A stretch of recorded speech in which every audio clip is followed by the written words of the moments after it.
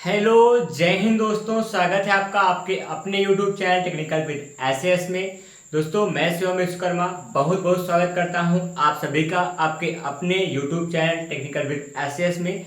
दोस्तों, यहां पर मैं हाजिर हूं आप सबके लिए एक लेटेस्ट सिलेबस को लेकर। जैसे कि आपको मैं पिछली वीडियो में बताया था कि मैं यहाँ पर मैथमेटिक्स मतलब अर्थमेटिक या फिर अंकगणित का पूरा सॉल्यूशन एसएससी, बैंक, रेलवे, कोई भी एग्जाम जो गवर्नमेंट जॉब के होते हैं उन सभी एग्जाम के लेवल के यहाँ पे मैथ को मैं यहाँ लेकर आने वाला हूँ आप सबके लिए। मैं आज यहाँ पे इस क्लास में अंकगणित मतलब कि अर्थमेटिक के सिलेबस पे चर्चा करूँगा। ऐसा कौन सा चैप्टर है, ऐसे कौन से टॉपिक हैं, किन किन टॉपिक किन किन चैप्टर का चुनाव किया हूं मैं आप सबको पढ़ाने के लिए। आप सबको यहाँ पे जिस जिस टॉपिक पे डिस्कस करने वाला हूं आपके साथ में, उन सभी टॉपिक के बारे में आज आपको पूरी की पूरी जानकारी दी जाएगी। जैसा कि आने वाले समय को देखते हुए जैसे जो भी एंट्रेंस एग्जाम हो रहे हैं, हर जगह मैथ एक मैंडेटरी सब्जेक्ट के रूप में उभर कर आ रहा है। इसके लिए मैथ को एक अच्छे स्तर तक तैयार रखने के लिए हम लोग यहाँ पर आ चुके हैं एक अध्ययन की नई कड़ी को लेकर। टेक्निकल विद एसएस की पूरी टीम आपकी तैयारी के साथ है। आप लोग अपनी तैयारी के साथ रहिए बस।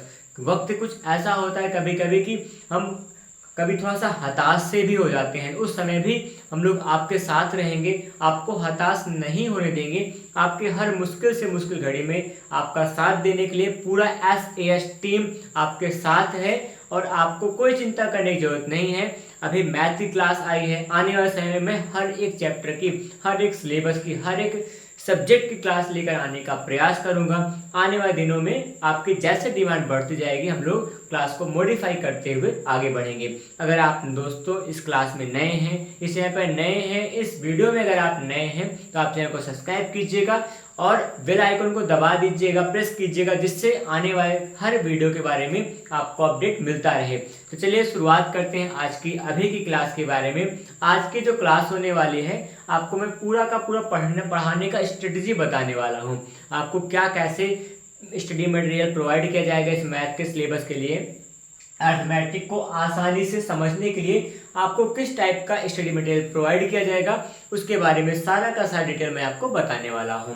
तो फिलहाल अगर आपको बताऊं तो मैथ का जो भी यहां पर होगा आपको स्टडी मटेरियल तो मिलेगा ही मिलेगा। आपके लिए मैं यहाँ पर 2-3 स्टेप पे काम करने वाला हूँ। जैसे कि यहाँ पे आपको क्लास में जो भी बातों पे यहाँ पे आपके साथ मतलब जो भी बात हम लोग आपके साथ डिस्कस करेंगे वो तो रहेगा। उसके अलावा एक्स्ट्रा स्टडी के लिए आपको यहाँ पीडीएफ मटेरियल भी मिला करेगा, पीडीएफ नोट्स भी हम लोग प्रोवाइड करने का प्रयास करेंगे। तो यहाँ पे जैसे मैं कह दूँ आपके लिए, यहाँ पे मैं स्टडी मटेरियल की बात करूँ तो स्टडी मटेरियल पूरा का पूरा मिलेगा। स्टडी का जो कुछ भी फंक्शन होगा, स्टडी के बारे में जो कुछ भी मेरे पास तैयार चीजें हैं स्टडी मटेरियल के बारे में, ठीक है, वो पूरा का पूरा आपको प्रोवाइड किया जाएगा। ठीक, और उसके अलावा आपको मैं स्टडी मटेरियल का मतलब आपके लिए जैसे अर्थमेटिक के बारे में कोई भी चैप्टर होगा, कोई भी टॉपिक होगा, उसका बेसिक से लेकर एडवांस तक सबका सब चर्चा हम लोग करके जाएंगे।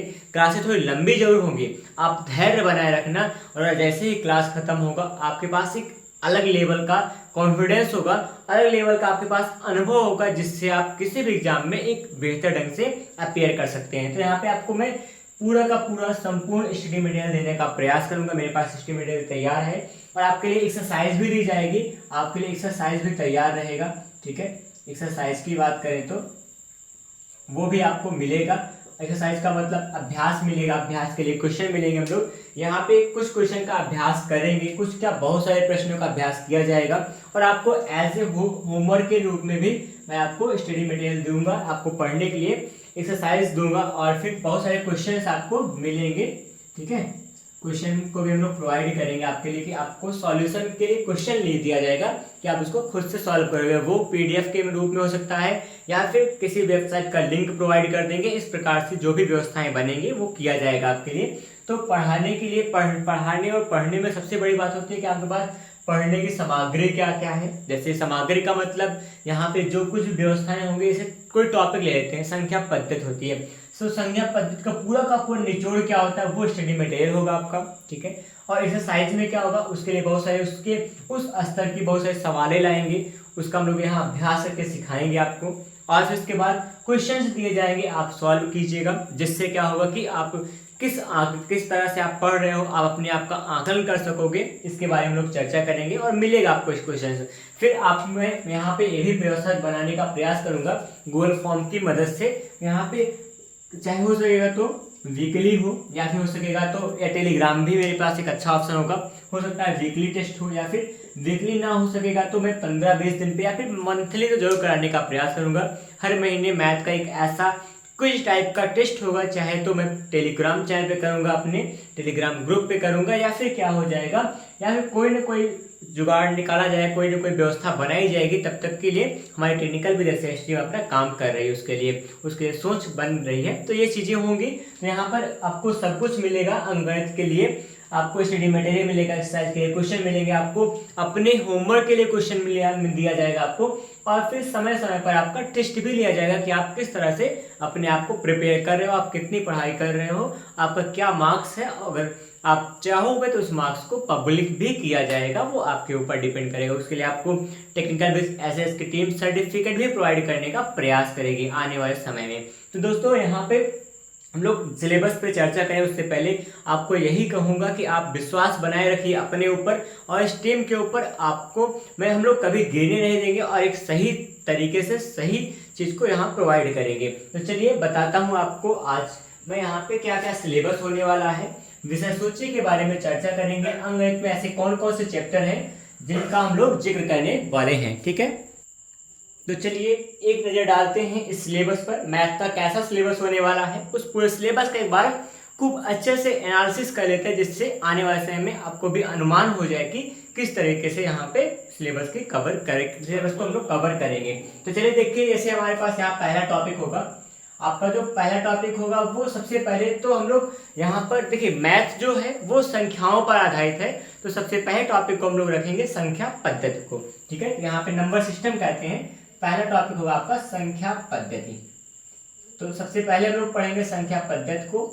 संख्या पद्धति होती क्या है उसके बारे में हर छोटी से छोटी बड़ी से बड़ी जानकारी को पढ़ा जाएगा, जाना जाएगा, समझा जाएगा। इसे कहते हैं लोग नंबर सिस्टम। नंबर सिस्टम एक ब्रॉड टॉपिक है। नंबर सिस्टम जो होता है एक खुद में अपने आप में एक बहुत विशालतम टॉपिक है, ठीक है।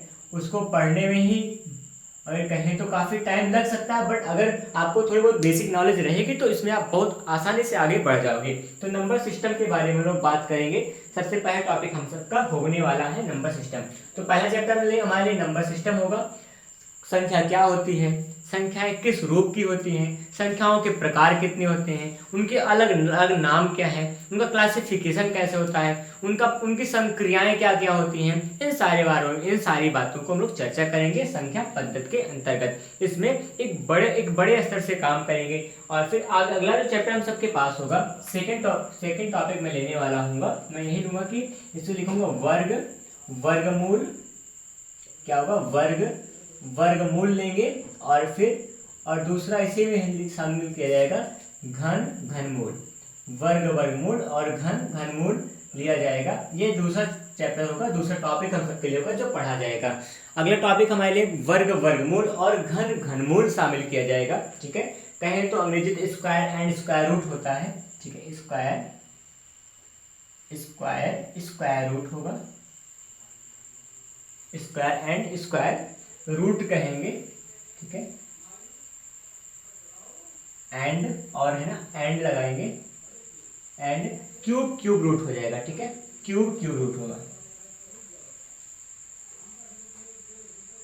Cube root. ये चैप्टर होगा आपका सेकेंड वाला, जिसको हम लोग यहाँ कवर करने वाले हैं।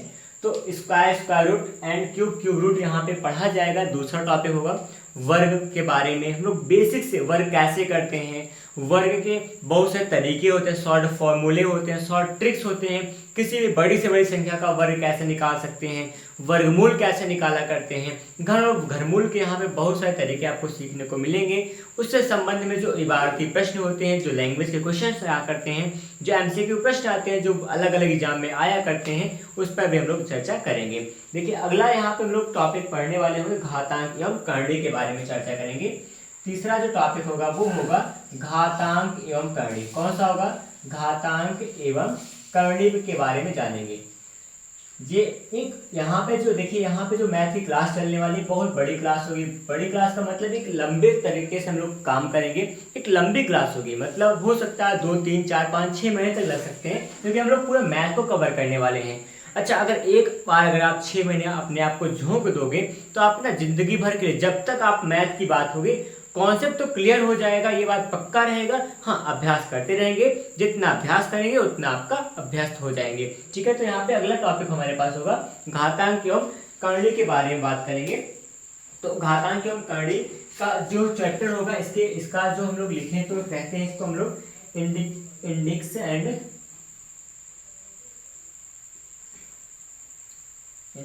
एंड सरल होगा। ठीक, ये होता है घातांक करणी। अब घातांक करणी में भी थोड़ा सा ये भी अपने आप में कुछ एक विशालतम रूप हो सकता है। घातांक क्या होगा, किसी का पावर कैसे निकालेंगे, उसका रूट्स कैसे निकालते हैं, करणी का क्या क्या पर्पस होता है, करणी को कैसे सॉल्व करते हैं, इसके लिए भी हम लोग ब्रॉड स्तर पे काम करेंगे। ठीक है, तो यहाँ पे उसके बाद चौथा जो टॉपिक होने वाला है वो आपके लिए कुछ ऐसा आएगा, फ्रैक्शन ला रहे हैं हम लोग। चौथे टॉपिक में मैं भिन्न को शामिल करूंगा। भिन्न में आपका होगा, भिन्न का मतलब यहाँ पे बात करें तो फ्रैक्शन कह लेंगे। ठीक है, भिन्न का मतलब फ्रैक्शन होगा। ठीक, ये होगा फ्रैक्शन। यहाँ पर मैथ का एकदम छोटा से लेकर बड़ा हर टॉपिक को हम लोग कवर करेंगे, चाहे छोटा सा चैप्टर हो चाहे बड़ा, हर बात पे चर्चा करते हुए आगे बढ़ेंगे। तो पांचवा जो चैप्टर होने वाला है दोस्तों वो होगा सिंप्लीफिकेशन, मतलब सरलीकरण। अब देखिए, सरलीकरण खुद में एक चैप्टर नहीं, एक मैथ है ना, खुद का ही मैथ कह सकते हैं।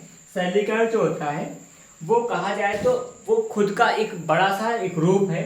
ये सब सरलीकरण ही आता है। सरलीकरण में वर्ग, वर्गमूल, घनमूल सबको शामिल करके सरलीकरण बनाना। सरलीकरण में हर चैप्टर को इंक्लूड किया जाता है और सरलीकरण हर चैप्टर में इंक्लूड रहता है। अगर आपको सरलीकरण नहीं आता तो आप मैथ में लगभग 0 के बराबर हो। तो देखिए यहाँ पे क्या है, सरलीकरण का मतलब क्या होगा, सिंप्लीफिकेशन होगा। सिंप्लीफिकेशन, तो हम लोग सिंप्लीफिकेशन के बारे में बात करेंगे, सरलीकरण जो कि होगा। ठीक है, ये पांचों चैप्टरों का छठा चैप्टर जो होगा, ये छठे चैप्टर के बारे में अगर मैं चर्चा करूँ, छठा चैप्टर आपके पास होने वाला लासा मासा होगा। ठीक है, लासा और मासा, LCM एंड SCM, लासा एवं मासा। ठीक है, लासापा भी कहा करते हैं, फिलहाल इतने पे हम लिखेंगे, लासा एवं मासा कह देंगे। ठीक है, तो LCM एंड SCF होता है। ठीक है, LCM एंड SCF। तो यहाँ पर बात करें तो LCM SCF क्या होगा, LCM SCF के बारे में भी आप क्लास 5 से पढ़ते आ रहे हो, और यहाँ पर हम लोग क्लास 6 से पढ़ते आ रहे हैं। फिर भी इसमें कुछ ऐसे कॉन्सेप्ट होते हैं जो थोड़ा सा ब्रॉड स्तर पे यूज होते हैं, उसको भी हम लोग यहाँ जानेंगे, समझेंगे और उसको पढ़ते हुए आगे बढ़ेंगे। और 7वां चैप्टर आपके लिए मैं लेके आने वाला हूँ, वो 7वां चैप्टर होगा, 7वां टॉपिक होगा अनुपात एवं समानुपात। सबसे बड़ी बात है अनुपात एवं समानुपात, अनुपात समानुपात। ठीक है, ये एक अनोखा चैप्टर होता है, समानुपात।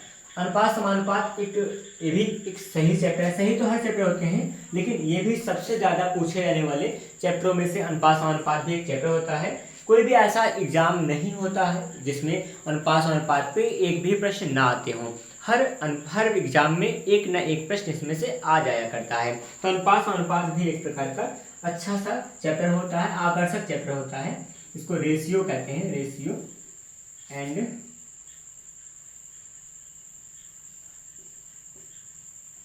प्रोपोर्शन। ठीक, ये होगा अनुपात समानुपात के बाद। अगला जो चैप्टर हमारे पास होने वाला है वो 7वां के बाद 8वां लाएंगे। 8वां चैप्टर आपके लिए मैं ले आऊंगा यहाँ आयु संबंध का। 8वां प्रश्न होगा आयु संबंध का। ठीक है, जैसे किसी की उम्र के बारे में बात करें, मैं बता रहा हूँ उसके बारे में। आयु संबंध का जो प्रश्न होता है, जैसे कि आप क्लास 8-9 में पढ़े होंगे, किसी की आयु उसकी 2 गुनी 3 गुनी होती है, तो इतना समय बाद क्या होगा, कैसे होगा, इन सब में आपस में एक रिलेशन होता है। तो वही आयु संबंध के बारे में लोग बात करेंगे। मतलब कहें तो एज रिलेशन की बात कर सकते हैं, इसको हम लोग अंग्रेजी में एज रिलेशन कहते हैं। ठीक, एज रिलेशन होगा, एज रिलेशन। तो यहाँ पे एज रिलेशन को भी हम लोग अच्छे से बहुत एक सही स्तर तक जाके पढ़ने वाले हैं।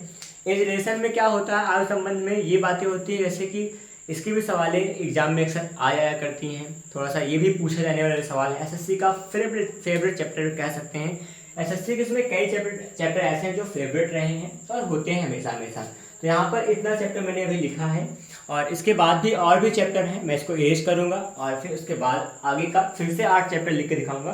मेरे पास यहाँ पे कई चैप्टर हैं, अभी और आगे लिख के दिखाने वाला हूँ। जैसे क्या हो जाएगा, नेक्स्ट चैप्टर कौन सा होगा 8 के बाद। यहाँ देखिए एक बात और मैं आपको समझाऊंगा, जैसे कुछ किताबों में ये सिंप्लीफिकेशन और संख्या पद्धति सबको एक में शामिल कर देते हैं, जैसे फ्रैक्शन एंड यहाँ पे जो सिंप्लीफिकेशन है दोनों को एक में करा जा सकता है। सिंप्लीफिकेशन और भिन्न को लगभग एक कह सकते हैं, लेकिन इसमें भी कुछ ना कुछ भिन्नता रहती है, इसलिए मैं इसको थोड़ा सा ब्रॉड करके पढ़ूंगा। थोड़ा सा एकदम एक अच्छे लेवल तक के करके पढ़ने वाले हैं। थोड़ा सिलेबस मेरा बड़ा जरूर है, यहाँ पे जो कुछ सिलेबस दिखाने वाला थोड़ा बड़ा है, ब्रॉड है, लेकिन एक बात ये पक्का कह रहा हूँ कि अगर इस सिलेबस को आप कवर कर लोगे तो आपके लिए मैथ एकदम आसान लगेगा ना, मैथ क्या आसान लगेगा। ठीक है, आगे बढ़ेंगे। अगला इसके बाद का टॉपिक होगा 9वां चैप्टर से मैं लिखना शुरू करूंगा। ये आपके 8 चैप्टर थे और 8वें चैप्टर में आपको लिख चुका हूँ। इसके बाद 9वां चैप्टर कैसा होगा, इसके बाद 9वें चैप्टर के बारे में बात करने वाले हैं। ठीक है, जस्ट वेट सम मोमेंट। देखिए 9वां चैप्टर आपके लिए मैं लेके आया हूँ, यहाँ पर पार्टनरशिप के बारे में होगा। 9वां चैप्टर जो होगा वो पार्टनरशिप मतलब साझा से संबंधित रहेगा।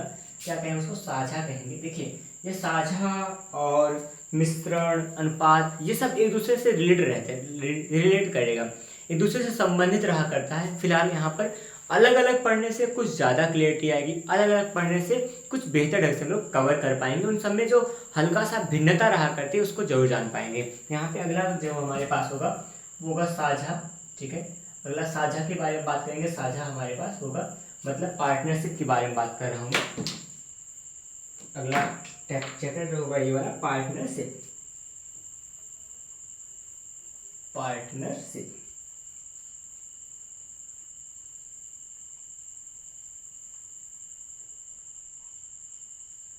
ये पार्टनरशिप होगा। अगला अगर मैं 10वें चैप्टर की बात करूं, 10वें चैप्टर आपके पास मैं लिखने वाला हूं मिश्रण के बारे में बात करेंगे। मिश्रण चैप्टर नंबर 10 जो होगा वो यहाँ पर मिश्रण होगा।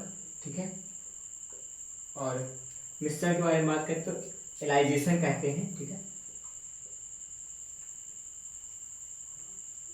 एलाइजेशन लोग यहाँ पढ़ेंगे। मिश्रण का मतलब जैसे क्या हो जाए कि देखिए अब यहाँ मिश्रण में भी थोड़ा कन्फ्यूजन रहा करती है, मिश्रण और साझा और यहाँ पर अनुपात समानुपात लगभग एक जैसा हल्का फुल्का रहा करता है, लेकिन इसमें भिन्नता रहती है। उस भिन्नता का हम लोग यहाँ क्लियरिटी लाएंगे, उस भिन्नता को समझेंगे और उसको बताएंगे कि किस प्रकार से ये दोनों एक दूसरे से अलग रहा करता है। ठीक है, यहाँ पे 10वां चैप्टर होगा। 11 चैप्टर आपके लिए मैं यहाँ बना के लेके आऊँगा। 11 चैप्टर होगा जो होगा वो एवरेज होगा। कौन सा होगा, औसत होगा। ठीक है, ये औसत की बात करेंगे 11वें चैप्टर में, मतलब एवरेज हो जाएगा। ठीक है, एवरेज जो होता है ये भी एक प्रकार का ऐसा चैप्टर है जो लगभग हर एक मैथ के चैप्टर में शामिल हो जाता है, कभी कभी कई चैप्टरों में मिल जाया करता है। औसत एक प्रकार का आपका बहुत ही इंपॉर्टेंट चैप्टर होने वाला होगा। ठीक है, और अगर आपका जो 12 नंबर चैप्टर होगा वो प्रतिशतता होगा। सबसे बड़ी बात है प्रतिशतता। देखिए अगर डेली लाइफ में जी रहे हैं, डेली लाइफ में कुछ भी काम कर रहे हैं, तो डेली लाइफ में भी प्रतिशतता का अहम रोल रहा करता है। किसी का परसेंटेज मान निकालना एक बड़ी कला होती है, एक बड़ी हुनर होती है। अगर जो जिसको भी कभी कभी क्या होगा, हर किसी भी क्षण मतलब जहाँ पे बिना काम के ही हमको प्रतिशतता निकालने की जरूरत पड़ जाती है, तो प्रतिशतता अपने आप में एक बड़ा अच्छा सा चैप्टर रहा करता है। और प्रतिशतता जो होगा ऐसा कोई एग्जाम नहीं जिससे अछूता हो। हर एग्जाम में, हर एंट्रेंस एग्जाम में, हर वनडे एग्जाम में आपको परसेंटेज जरूर मिला करता है। तो परसेंटेज के बारे में हम लोग भी एक बेहतर ढंग से आगे तक पढ़ेंगे, एक अच्छे स्तर तक। परसेंटेज के बारे में हम लोग यहाँ पर एक बेहतर रूप से पढ़ने वाले होंगे। ठीक है, अगला हमारे पास होने वाला है प्रतिशतता के बाद 13 नंबर जो होगा आपका, वो 13 नंबर होगा लाभ हानि। कौन सा, लाभ हानि की बात करेंगे, प्रॉफिट एंड लॉस होगा। ठीक है, यहाँ पर जो 13 नंबर का चैप्टर होगा वो प्रॉफिट एंड लॉस लेके आएगा। देखिए प्रॉफिट एंड लॉस भी एक अपने आप में बहुत बेहतरीन चैप्टर होता है। ठीक है, प्रॉफिट एंड लॉस की बात करेंगे, प्रॉफिट एंड लॉस। अब यहाँ पे आपको यह समझना होगा, प्रॉफिट एंड लॉस को आप बहुत बेसिक से समझ सकते हो और इसको थोड़ा एडवांस लेकर ले जाओगे तो वहाँ पे आपको बहुत अलग अलग टाइप के सवालें मिलेंगी, कुछ नए तरीके मिलेंगे, कुछ नए जुगाड़ मिलेंगे जिससे हम लोग सवालों को सॉल्व करेंगे। तो आपको प्रॉफिट एंड लॉस को भी एक अच्छे स्तर तक मैं यहाँ पे लेके चलूँगा, आप सभी को प्रॉफिट एंड लॉस को एक बेहतर ढंग से समझाऊंगा। अगला जो होगा आपका यहाँ 40 नंबर होगा, बट्टा होगा। बट्टा का मतलब कहते हैं डिस्काउंट, ठीक है। आप किसी भी दुकान पर जाते हैं तो वहाँ पर आपको कहीं ना कहीं छूट मिला करता है, जैसे कोई खास रहेगा तो उसको डिस्काउंट मिलता है, वही डिस्काउंट की बात करेंगे हम लोग। बट्टा का मान निकालेंगे, डिस्काउंट होगा, डिस्काउंट। तो डिस्काउंट जो होगा एक ऐसा चैप्टर है जो हर लाइफ में ना, हर कोई डेली लाइफ में अपना यूज किया करता है डिस्काउंट को। तो आपको डिस्काउंट आना वैसे भी चाहिए, फिलहाल आपका एग्जाम है तो आपको एग्जाम में पढ़ना पड़ेगा। डिस्काउंट के संबंध में बहुत सारे सवाल ले जाती हैं। अब की बात CSC CHSL SSC के CHSL एग्जाम में भी डिस्काउंट की 2 सवालें आई हुई थी अभी पिछले एग्जाम में जो भी हुआ था ना, जल्दी में ही। तो यहाँ पर क्या होगा, अगला होगा 15 चैप्टर होगा, 15वां चैप्टर मेरे पास होने वाला है सिंपल इंटरेस्ट। सबसे आकर्षक चैप्टर है साधारण ब्याज। साधारण ब्याज, देखिए दोस्तों यहाँ पर जो साधारण ब्याज होता है वो एक ऐसा चैप्टर है जो हम लोग क्लास 6, 7, 8 से पढ़ते आए हैं। थोड़ा बहुत वहाँ पे काफ़ी अच्छा 7, 8 में ज़्यादा मिला था NCERT एग्जाम में, जबकि NCERT क्वेश्चन पेपर में या फिर NCERT बुक में वहाँ पे ज़्यादा मिला था। बाकी उससे पहले भी हुआ करता था, 6 में भी होता था, 7 में भी होता था, 8 में है, 9, 10 में अब तो कट गया है, लेकिन पहले हुआ करता था। तो साधारण ब्याज एक बहुत ही बेहतरीन चैप्टर होता है, इसको हम लोग सिंपल इंटरेस्ट कहते हैं, नॉर्मली SI कहते हैं, ठीक है। इसको सिंपल इंटरेस्ट या फिर SI कहा करते हैं। ये चीजें होंगी साधारण ब्याज के बारे में। इसके बाद अच्छा आपको अनुमान लग गया होगा साधारण ब्याज अगर बता दिया, साधारण ब्याज के बाद क्या होगा, चक्रवृद्धि ब्याज आएगा, ठीक है। इसके बाद 16 नंबर जो आएगा आपका, 16 नंबर का चैप्टर होगा वो चक्रवृद्धि ब्याज आएगा। क्या, चक्रवृद्धि ब्याज। चक्रवृद्धि ब्याज का मतलब क्या होगा, कंपाउंड इंटरेस्ट कहते हैं इसको अंग्रेजी में, ठीक है। कंपाउंड इंटरेस्ट का मतलब CI होगा। तो CI SI जो होगा एक अपने आप में अहम और थोड़ा सा जटिल, कुछ जटिल क्या है, एक प्रकार का चैप्टर हुआ करता है। इसको हम लोग इजिस्ट बनाएंगे, सबसे आसान बना के जाएंगे, ये बात का दावा है आपके सामने। और यहाँ पर जो SI CI अगर आपकी जो भी इसकी क्लास लोगे, एक बेहतर ढंग से किसी भी चैप्टर को, किसी भी टॉपिक को एक आसान तरीके से समझ कर जाने वाले हैं हम लोग। तो यहाँ पर आपका ये जो 9 से लेकर 16 चैप्टर था वो साझा पार्टनरशिप होगा, मिश्रण एलाइजेशन होगा, ठीक है। औसत एवरेज पढ़ेंगे हम लोग, परसेंटेज को भी पढ़ने वाले हैं, profit and loss, discount, SI and CI को भी हम लोग यहाँ पर शामिल करेंगे अंकगणित के चैप्टर में। ये सब हमारे पास सिलेबस में है, ये सब हमको पढ़ना है। इन सबको इसी क्रम में, जिस क्रम में मैं लिखा रहा हूँ उसी क्रम में पढ़ेंगे। और जैसे मान लीजिए कोई एग्जाम जल्दी में आ रहा होगा, थोड़ा सा किसी टॉपिक के लिए या फिर एक्स्ट्रा क्लास लेकर वहाँ पर मैं उसका अलग से चलाकर काम करा दूंगा, लेकिन इस सिलेबस में मैं जरा से भी कोई भी यहाँ पे कोई भी मतलब जरा से ढील नहीं होने दूंगा, वो लगातार चलती जाएगी। तो फिलहाल यहाँ पे 16 के बाद 17 वाला मैं यही लिख देता हूँ बगल में ही। 17 नंबर जो चैप्टर आपके सामने मैं लेके आ रहा हूँ वो यहाँ पे होने वाला है वर्क एंड टाइम। देखिए ये अंकगणित है, अंकगणित एक बड़ा चैप्टर होता है, इसके टाइम टेकन होगा और आपको इस पे काम करना ही करना पड़ेगा। आता 1 ही 2 प्रश्न है हर चैप्टर से, लेकिन आपको यहाँ पर पढ़ना तो पूरा चैप्टर पड़ेगा, ठीक है। तो यहाँ पर क्या होगा, अगर अगला होगा 17 नंबर काम समय ना, कार्य एवं समय कह सकते हैं, कार्य एवं समय होगा, ठीक। वर्क एंड टाइम बोले तो वर्क एंड टाइम, ठीक है, इसको कहते हैं वर्क एंड टाइम, ठीक। वर्क एंड टाइम होगा। अगला जो चैप्टर होगा आपके लिए वो 18 नंबर का होगा। 18 नंबर पाइप एवं टंकी के बारे में हम लोग सवाल लगाएंगे, ठीक। वर्क एंड टाइम से रिलेटेड है, चाहे तो इसी में शामिल कर सकते हैं, लेकिन हम लोग इसको अलग से रखकर अलग स्तर पे देखेंगे। पाइप एवं टंकी, पाइप एवं टंकी, ठीक है। पाइप एवं टंकी के बारे में बात करेंगे हम लोग एक सही स्तर तक, पाइप एंड सर्टेन की बात करेंगे।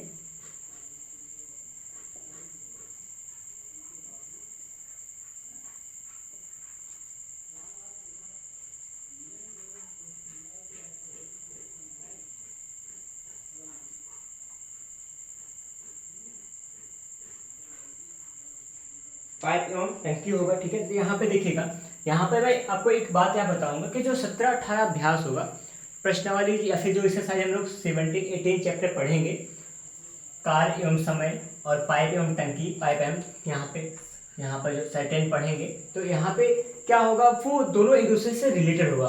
पाइप टंकी और कार्य समय दोनों एक दूसरे से संबंधित है। पाइप और टंकी में भी काम होगा और कार्य समय में खास बात है इसमें आदमी रहेंगे काम करने वाले, जबकि पाइप एवं टंकी में आदमी नहीं, वहां मशीनें काम करेंगे। बस इतना सा दोनों में फर्क होगा, बाकी कार्य दोनों में हो रहा होगा। तो पाइप एवं टंकी भी एक विशेष प्रकार का चैप्टर है, ये दोनों एक दूसरे से रिलेटेड है। ये इसका और ये इसका, मतलब कि ये जो पाइप एवं टंकी के जो भी कॉन्सेप्ट होंगे वो वर्क एंड टाइम पर लगा करेंगे, ठीक है। तो यहाँ पे हमारे पास 17-18 चैप्टर दोनों को एक कह सकते हैं, लेकिन फिलहाल कोई दिक्कत नहीं, इसको हम लोग अलग अलग पढ़ने वाले हैं। 19 होगा चाल, समय एवं दूरी होगा। क्या होगा, चाल, समय एवं दूरी। चाल, समय, दूरी पढ़ेंगे हम लोग यहाँ पर, चाल, समय एवं दूरी। अब देखिए यहाँ पे चाल, समय एवं दूरी में 2-3 बातें होंगी। कौन कौन सी होंगी, यहाँ पर ट्रेन के बारे में बात कर सकते हैं ना, ट्रेन, और फिर नाव धारा, ट्रेन की चाल हो सकती है, और क्या हो सकती है, नाव धारा की हो सकती है। ये दो चैप्टर को हम लोग इसी में शामिल करेंगे, चाल, समय एवं दूरी में ही। इसी के अंतर्गत ट्रेन की चाल, समय, दूरी निकालेंगे, नाव धारा की चाल, समय, दूरी के बारे में हम लोग करेंगे। इसको नया चैप्टर नहीं मानेंगे, इसको रेलगाड़ी के सवाल और नाव एवं नदी के सवाल को इसी 19वें चैप्टर में ही शामिल किया जाएगा। इस बात को आप ध्यान रखेंगे। स्पीड, टाइम एंड डिस्टेंस के चैप्टर में हम लोग ट्रेन और रेलगाड़ी और क्या होगा यहाँ पे बोट एंड स्टीम के सवाल भी लगाने वाले हैं। इसको नया चैप्टर ना मान के इसी में शामिल करके काम करेंगे, ठीक है। इस प्रकार से 19वां चैप्टर एक ब्रॉड चैप्टर अपने आप में एक विशालतम रूप होगा और उसको हम लोग पढ़ने वाले हैं, ठीक है। यहाँ पे उसके बाद 20वां चैप्टर होगा। देखिएगा दोस्तों, 20वां चैप्टर में हम लोग क्या बात करेंगे, यहाँ पर आने वाला क्षेत्रफल के बारे में बात करेंगे, क्षेत्रमिति कह लेंगे। देखिए यहाँ पे मैं क्षेत्रमिति नाम ले रहा हूँ, या फिर क्षेत्रफल ही कह सकते हो। अगला चैप्टर क्या होगा, क्षेत्रफल हो जाएगा। क्षेत्रफल में क्या होगा, एरिया कहते हैं, क्षेत्रफल अलग से इसको पढ़ेंगे। क्षेत्रफल का मतलब एरिया होगा, ठीक है। यहाँ पे लिख दो एरिया, ठीक। और अगला चैप्टर जो हमारा 20 का 21वां होगा, वो हमारा होने वाला है आयतन के बारे में बात करेंगे। आयतन होगा, आयतन का मतलब वॉल्यूम होता है, ठीक है। आयतन का मतलब वॉल्यूम होगा, तो यहाँ पे आयतन के बारे में बात करेंगे। तो यहाँ पे देखिए जो 20 और 21 एक दूसरे से रिलेट करेगा। वजह क्या है, क्षेत्रफल और आयतन क्षेत्रमिति चैप्टर से होता है, मेंसुरेशन चैप्टर से हुआ करता है। तो दोनों में हम लोग किसी भी आकृति आकार का क्षेत्रफल और आयतन समझेंगे, ठीक है। ये चीजें यहाँ पर सीखेंगे। ये वैसे 9th 8th में या फिर 10th तक यहाँ पे इसको खूब अच्छे से बहुतायत रूप में आपने पढ़ा होगा, क्षेत्रफल और आयतन को, ठीक है। तो यहाँ पे इसको भी हम लोग यहाँ पे लेने वाले हैं, इसको भी पढ़ने वाले हैं, इसको यहाँ पे समझेंगे, ठीक है। अगला चैप्टर हमारे पास होने वाला है क्षेत्रफल आयतन के बाद यहाँ पे जो मैं यहाँ 22वां चैप्टर लूंगा वो हमारे पास होगा प्रिज्म या फिर पिरामिड, या प्रिज्म या पिरामिड के बारे में बात करेंगे। प्रिज्म या पिरामिड होगा। अब प्रिज्म और पिरामिड में क्या होने वाला, सोचिए। प्रिज्म में ऐसे प्रिज्म के संबंध में सवालें कैसे होती हैं। प्रिज्म क्या होता है, एक प्रकार कह सकते हैं समबाहु त्रिभुज के स्वरूप का होता है, और फिर उसमें कभी कभी क्या होता है, कुछ न कुछ परिवर्तन करके कोई एंगल निकालना, कोई भुजा, आयतन, कुछ भी निकालने का सवाल बनेगा। उससे हम लोग प्रिज्म पिरामिड से संबंध में सवाल को समझेंगे इस 22वें चैप्टर में, ठीक है। ये चैप्टर होगा प्रिज्म और पिरामिड के संबंध में। और अगला चैप्टर हमारे पास होने वाला 23, यहाँ पे 23वां चैप्टर करेंगे, बहुभुज के बारे में हम लोग समझेंगे। बहुभुज को भी यहाँ शामिल किया जाएगा, बहुभुज एवं उनके कोण, बहुभुज एवं उनके कोण के बारे में जानेंगे। यहाँ पे ये चैप्टर होगा, कौन सा होगा, 23 में हम लोग क्या पढ़ेंगे, बहुभुज एवं उनके कोण के बारे में जानेंगे। बहुभुज क्या होता है, उनके कोणों में उनका क्या संबंध होता है, उनके भुजाओं क्या है, उनके कोणों का मान कैसे निकालेंगे। इस प्रकार से सारी आकृतियों के बारे में हम लोग जानने वाले होंगे। तो दोस्तों यहाँ पे इस तरह से सवाल पढ़ेंगे। एक और लिख देता हूँ ना, अभी तो जगह है। तो 24 नंबर यहाँ पे अगला जो होगा, 24 नंबर में यहाँ पे हम लोग ट्रिग्नोमेट्री को पढ़ेंगे, त्रिकोणमिति को, त्रिकोणमिति को। अब यहाँ पे आप देखिए त्रिकोणमिति को बहुत बेहतर स्तर से हम लोग लेके चलने वाले हैं। त्रिकोणमिति एक ऐसा चैप्टर है जो आप 9th में तो नहीं पढ़े होंगे एनसीईआरटी में, 10th 11th 12th में खूब अच्छे से पढ़े होंगे। तो यहाँ पे 10 11 12 में जो आपने त्रिकोणमिति पढ़ा है उसको और ज़्यादा एडवांस लेवल तक कैसे पढ़ सकते हैं उसको हम लोग यहाँ समझेंगे त्रिकोणमिति चैप्टर में। तो त्रिकोणमिति अपने आप में एक बेहतर चैप्टर होगा। तो त्रिकोणमिति यहाँ पर जो हमने 9, 10, 11, 12 में पढ़ा था उसको हटाकर उससे आगे बढ़कर हम लोग यहाँ कंपटीशन स्तर तक का त्रिकोणमिति पढ़ने वाले हैं। तो यहाँ पे दोस्तों यहाँ फिर से मैंने लिखा है, अभी पिछले सेक्शन में या पिछले पार्ट में मैंने लिखा था कि अभी 8 तक बताया था चैप्टर में, 1 से 8 तक लिखा था चैप्टर का नाम। फिर यहाँ 9 से लेकर 24 तक के जितने चैप्टर मैं यहाँ पढ़ाने वाला हूँ उन सभी के नाम लिखे हैं। उसके बाद क्या होगा यहाँ पर देखिए, अभी एक आध दो नाम और बच रहा है, एक आध दो नाम जो बच रहा है उसका मैं नाम यहाँ पर लिख दूंगा। बगल में देखिए मैं यहाँ लिखाता हूँ 25 करके लिख दूंगा। यहाँ पर जैसे आप क्या कर सकते हो, यहाँ पे एक नाम बहुत बड़ा है, उसको कहते हैं हम लोग बहुपद कह सकते हैं, बहुपद। या फिर आप एक नाम इस नाम को थोड़ा सा नया नाम दो, बीजगणित कह सकते हैं। क्या? बीजगणित, अलजेब्रा, बीजगणित ना, बीजगणित होगा। तो यहाँ पे दोस्तों यहाँ बीजगणित के बारे में मैं यहाँ पे भी पढ़ूंगा। देखिए आपका जो अंकगणित था, अंकगणित का ये जो पूरा सिस्टम था पूरा अंकगणित कहलाएगा। त्रिकोणमिति एक अपने आप में नई गणित है। बीजगणित क्या है, अपने आप में गणित का पार्ट होता है। जैसे अंकगणित, बीजगणित, यहाँ रेखागणित, ये सब होगा। तो यहाँ पे जो ये सब आए हुए हैं हमारे रेखागणित से संबंध रखते हैं। ये त्रिकोणमिति अपने आप में एक अलग गणित की भाषा हो, अलग गणित का पार्ट होता है। बीजगणित एक प्रकार के अलग गणित का पार्ट होता है। तो इसी प्रकार देखिए, अब जैसे कि मैथ जो पहले का सिलेबस था वो अंकगणित तक था, लेकिन अब मैथ का जो सिलेबस है वो एडवांस हो चुका है, वो सबसे हटकर बाहर हो चुका है। तो वहाँ पे सबको शामिल करके पढ़ा जाता है, वो आपका स्तर बन चुका है। तो यहाँ पे हम लोग अंकगणित के साथ साथ में ही त्रिकोणमिति, बहुपद, बीजगणित को और एक आध चैप्टर और बचा है, इसको हम लोग क्या है यहाँ पे मेंसुरेशन में लेते हैं, या फिर एक सांख्यिकी में लिया करते हैं, या फिर पाई चार्ट जिसमें सारणी रहता है, सारणी, पाई चार्ट, और फिर यहाँ पे बार डायग्राम, ये सब चीज़ें मिला करेंगी। रेखा चित्र, आयत चित्र, दंड आलेख, पाई चार्ट, ये सब जितने भी चार्ट होंगे, चार्ट के बारे में हम लोग पढ़ेंगे। यहाँ पर इसको हम लोग 5/26 नंबर दे सकते हैं। 26वां अभ्यास में जो भी मिसलेनियस जो छूटा हुआ होगा उसको हम लोग पढ़ेंगे। तो फिलहाल हमारे पास 25 से 26 चैप्टर पढ़ने के लिए हैं, जिसको हम लोग यहाँ पर आपके सामने पूरा का पूरा डिस्कस करने वाले होंगे। ये था हमारा सिलेबस, ये था कोई एनालिसिस। आज के बाद से जो भी क्लासें आएंगी मैं यहाँ पे आपको पहले चैप्टर से लेकर आखिरी चैप्टर तक एक क्रम से, एक सही व्यवस्था से आपको मैं यहाँ पे लेके चलूंगा और आगे बढ़ाऊंगा।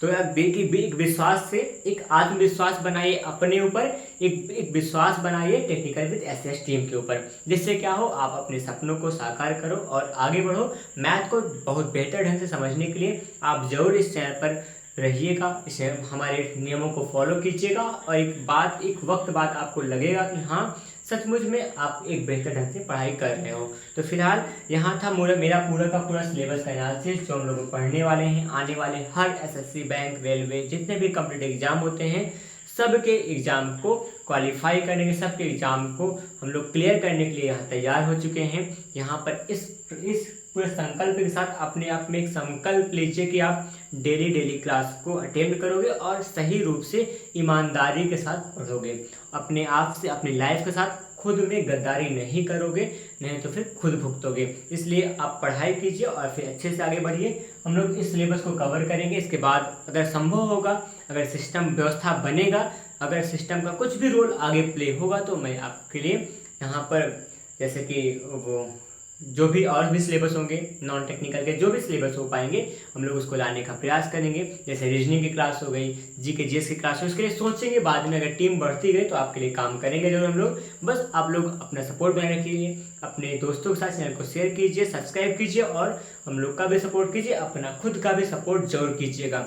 फिलहाल मिलते हैं नई क्लास के साथ, नए सिलेबस के साथ, इसको पढ़ते हुए अच्छे से मिलेंगे आपको नई क्लास में, पहले चैप्टर में, और फिर संख्या जिसका नाम संख्या पद्धति है। तब तक अपनी तैयारी करते रहिए। धन्यवाद, जय हिंद।